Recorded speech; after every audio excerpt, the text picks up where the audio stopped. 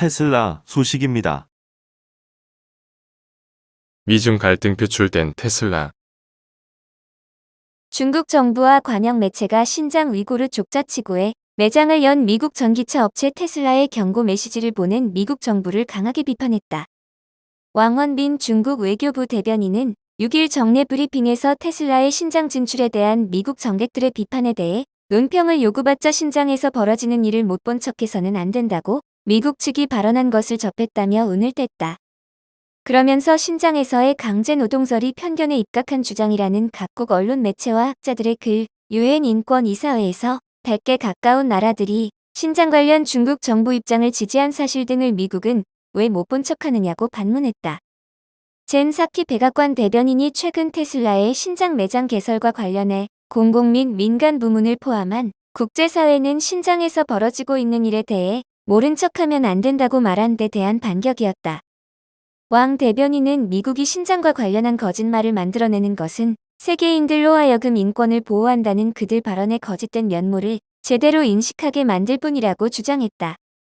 한국시보는 6일 자사서를 통해 신장 제품에 대한 원칙적 수입 금지 규정을 담은 미국 법률인 위구르족 강제노동 금지법을 거짓의 기초 위에 만든 악법이라고 비판하면서 중국에서 경영하는 다국적 기업이 준수해야 할 의무는 전혀 없다고 지적했다. 사설은 또 테슬라의 경우 신장에 매장을 내고 차를 팔 뿐이며 소위 강제노동과는 전혀 관련이 없다고 지적했다. 그러면서 테슬라가 법을 어겼기 때문이 아니라 신장을 억압하는 미국 정부 정책을 거스르는 역주행을 한 것 때문에 미국 정부의 비판을 받은 것이라고 했다. 사설은 미국이 동맹국은 물론 다국적 기업까지 양자택 일로 내몰고 있다며 조류를 거스르는 미국의 패권 행위는 얼마나 더 오래 지속될 것인가라고 부연했다. 젠 사키 백악관 대변인은 4일 브리핑에서 중국 신장 지역에서 대리점을 연 테슬라와 관련한 입장을 질문받자 한 기업의 구체적인 상황에 대해 말할 순 없지만 일반적으로 민간 부문은 신장에서 중국의 인권 유린과 종족 말살에 반대해야 한다고 본다고 말했다. 앞서 조 바이든 미국 대통령은 지난달 23일 신장 지역에서 생산된 상품의 수입을 원칙적으로 금지하는 위구르족 강제노동 금지법에 서명했다.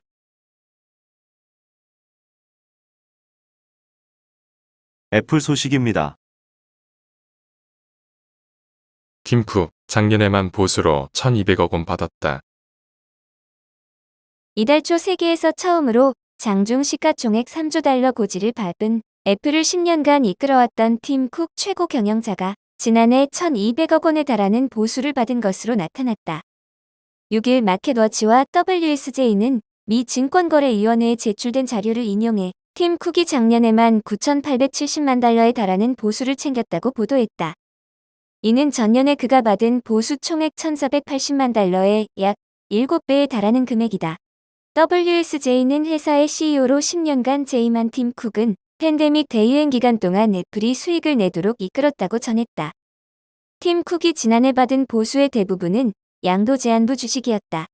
임직원 포상에 자사 주식을 지급하는 르수 제도를 통해 팀 쿡은 총 8,234만 달러 어치의 애플 주식을 받았다. 기본급의 경우 300만 달러로 전년과 동일했다. 팀 쿡은 대부분의 재산을 자선사업에 기부할 계획인 것으로 알려졌다. 한편 애플은 또 루카 마에스트리 최고 재무 책임자, 제프 윌리엄스 최고 운영 책임자, 케이트 애덤스 고문 등 최고 경영진에 대한 보상도 공개했다. 이들은 지난해 각각 2,700만 달러에 가까운 보수를 받았다. 디어드레 오브라이언 수석 부사장도 약 2,700만 달러를 챙겼다. 마이크로 소프트 소식입니다. 미 헤지펀드, 금리 급등 여파에 10년 만에 기술주 대량 매도. 최근 미국 국채 금리 급등 여파로 헤지펀드 업계가 기술주를 대량으로 매도한다는 분석이 나왔다. 골드만삭스는 지난해 12월 30일부터 전일인 5일까지 헤지펀드들은 대량의 기술주를 매도했다고 6일 CNBC가 보도했다. 골드만삭스가 구체적 수치를 밝히지는 않았지만 해당 사거래일 동안 헤지펀드 업계가 매도한 기술주의 규모는 달러화 기준으로 최근 10년 만에 가장 큰 것으로 알려졌다. 골드만삭스는 지난해 말 헤지펀드들의 공매도 행태와 달리 현재 대부분 실제 보유 주식에 대한 매도가 일어나며 소프트웨어와 반도체주 위주로 매도가 발생하고 있다고 전했다. 통상기술주는 국채 금리 상승에 민감하다. 국채 금리가 상승할 경우 높아지는 부채 부담이 기술 기업들의 성장 전망과 향후 현금 흐름에 영향을 미칠 수 있기 때문이다. 미국 연방준비제도의 조기 긴축 우려가 불거지면서 미국 국채 금리는 연초부터 급등 흐름을 나타내고 있다. 지난해 말 1.51% 수준이었던 미국 국채 10년물 금리는 이날 오전 장중 1.75%까지 치솟았다. 기술주 중심인 나스닥 지수는 이번 주 들어 3% 이상 급락했다. 넷플릭스와 마이크로소프트 이번 주 각각 8%, 6% 이상 떨어졌다. 알파벳 주가는 올 들어 4% 하락했다.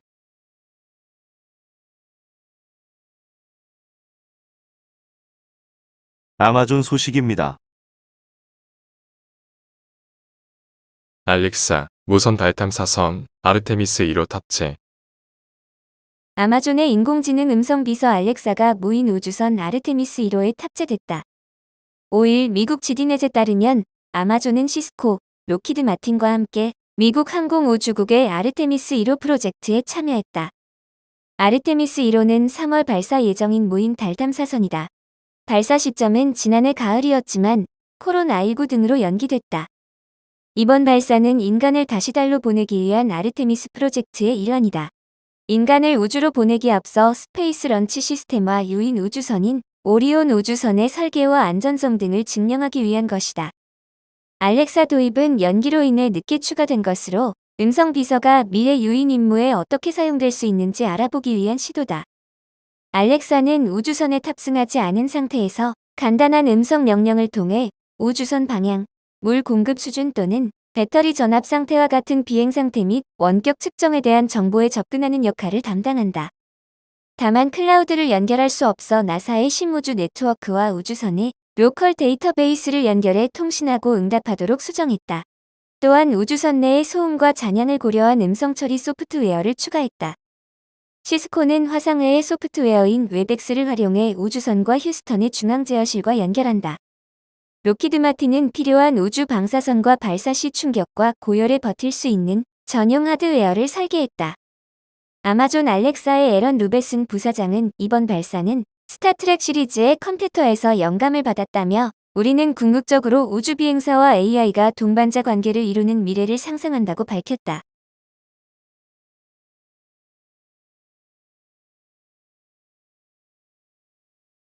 리비안 소식입니다. 악재 쓰나미 덮친 리비안, 중장기적으로는 모멘텀 탄탄. 미국 전기 트럭 업체 리비안 주가가 6일 장중 상장가 밑으로 추락했다. 오전 장 낙폭이 최대 16%에 이르렀다. 미 금리 인상 전망, 연방준비제도의 가파른 통화 긴축을 예고하는 연방공개시장위원회 의사록, 아마존과 스텔란티스 간 협력 등에 연달아 KO됐다. 같은 날 배달용 전기 트럭 시장의 또 다른 경쟁사인 제너럴 모터스가 월마트, 페덱스에 전기 배달 트럭을 납품하기로 했다는 소식까지 나왔다. 정신을 차리기 어려울 정도의 잇단 악재 속에 리비안 주가가 끝없이 추락하고 있다. 그러나 뱅크 오브 아메리카는 시장에 불어닥친 이 태풍이 잦아들고 나면 전기차 업체들이 다시 상승세를 탈 것이라면서 이 가운데 가장 유망한 종목으로 리비안을 꼽았다. 리비안 최대 투자자 가운데 하나이자 전기 배달 트럭 10만 대를 인수하기로 해 든든한 조력자 역할을 하는 아마존이 스텔란티스에서 램브랜드의 전기 트럭을 납품받기로 했다는 5일 발표는 리비안에 이틀 연속 충격을 줬다. 5일 FOMC 의사록과 아마존 스텔란티스 협력이라는 이중 펀치를 받아 곤두박질 친 리비안 주가는 6일 장이 열리자 마치 돌덩치처럼 가라앉았다. 야후 파이낸스에 따르면 리비안은 오전 장에서 낙폭이 최대 16%에 이르며 일시적이기는 하지만 지난해 11월 9일 공모가 $78 밑으로 추락하기도 했다. 리비안은 지난해 말 강세를 회복한 뒤 새해 들어 자인학하고 있다. 나흘 연속 하락세를 지속하고 있다. 이날 리비안은 $2.68 하락한 $87.33로 장을 마쳤다. 6일 리비안 주가에 부정적 영향을 미친 또 다른 악재는 전기차 시장 경쟁 확대다. 우선 5일 아마존과 스텔란티스 간 협력에 이어 경쟁사인 GM이 월마트, 페덱스의 배달용 전기 트럭을 납품하기로 한 건 역시 영향을 미쳤다. BOFA는 리비안을 비롯한 전기차 업체들이 극심한 타격을 입고 있지만 중장 기적으로는 모멘텀이 탄탄하다고 평가했다. CNBC에 따르면 BOFA는 전기화 혁명이 마침내 도착했다면서 리비안을 비롯한 전기차 업체들이 올해에도 결국에는 탄탄한 상승 흐름을 보일 것으로 기대했다. 다만 안정적인 상승 흐름으로 복귀할 때까지는 앞으로도 3에서 6개월 어려운 시기를 거칠 수 있다고 단서를 달았다. 존 머피 애널리스트는 특히 리비안이 전기차 스타트업 가운데 가장 활력이 넘치는 종목 가운데 하나라면서 트럭, 스포츠 유틸리티 차량 밴 등에 초점을 맞춘 리비안 생산 라인은 기존 자동차 업체들의 상당한 경쟁 위협이라고 지적했다. 머피는 아울러 리비안이 잘 조정된 사업 모델을 갖춘 가장 탁월한 업체라고 평가했다.